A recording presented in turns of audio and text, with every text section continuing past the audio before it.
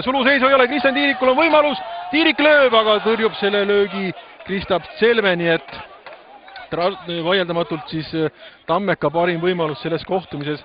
Väga kenasti Siim Sillaots oli siis see, kes selle oma sööduga vabastas Tiiriku, aga noh, ütleme nii, kas korvpall, aga ta on nüüd uuesti spurtimas. Sööt Tennole vasaku jala löök, aga jääb natukene nõrgaks ning läheb ka täpselt Selmele, aga kas natukene liiga hiljaks jäi see Sillaotsa tõus. Siiski väga kenasti Sillaots läheb võimalus vasakuga peale lüüa. Milline löök ja milline tõrje.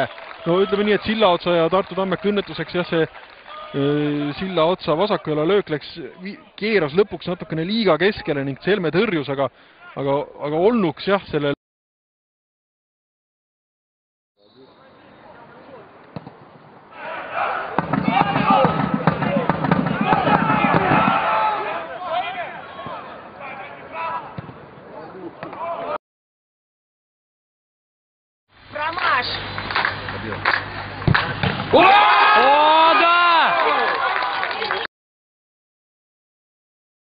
rünnak Tallinna Kalevilt, aga Kristaps Selme kindlalt pühab palli.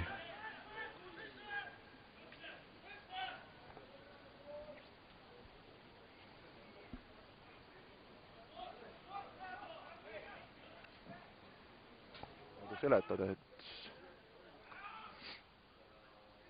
karistuslöök ei olnud ohtlik ja Kristap otsustas anda talle natuke on kiirem Sisic kui oponent ei ole ja nüüd Mohamedinov. Aladin Sisic tsenderdab, kuid otsest üle.